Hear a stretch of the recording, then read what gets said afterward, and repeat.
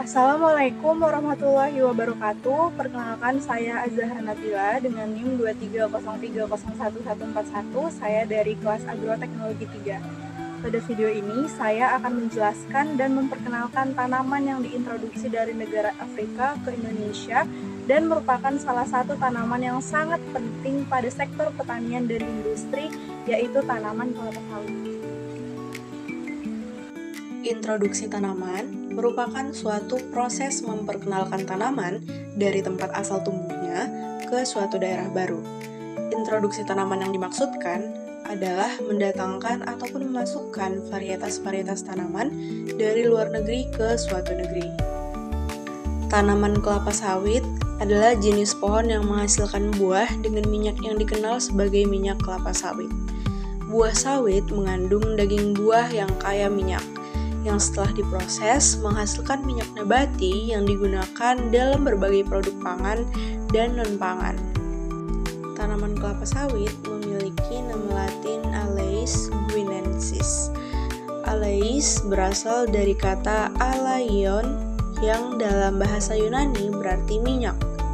Guineensis berasal dari kata Guinea, yaitu pantai barat Afrika, dan Jack, singkatan dari Jack Quinn, seorang botanis dari Amerika. Sejarah perkembangan industri kelapa sawit di Indonesia telah dimulai sejak zaman kolonial. Industri kelapa sawit seperti yang kita kenal saat ini berasal dari 4 benih kelapa sawit dura yang diperoleh dari Bourbon, Mauritius, dan Amsterdam oleh Dr. D.T. Price pada tahun 1848. Benih-benih tersebut kemudian dijadikan sebagai tumbuhan koleksi di Kebun Raya Bogor, Buitenzorg Botanical Gardens. Biji kelapa sawit dari Kebun Raya Bogor kemudian ditebarkan ke berbagai daerah di Indonesia seperti Jawa, Madura, Sumatera, Kalimantan, Sulawesi, Maluku, dan Nusa Tenggara sebagai tanaman hias. Pada tahun 1859 sampai 1864, percobaan penanaman kelapa sawit pertama dilakukan di Banyumas dan Palembang dengan total lahan seluas 4,14 hektar. Hasil percobaan tersebut menunjukkan bahwa tanaman kelapa sawit tumbuh lebih cepat di Indonesia dibandingkan di daerah asalnya dan menghasilkan minyak yang lebih banyak.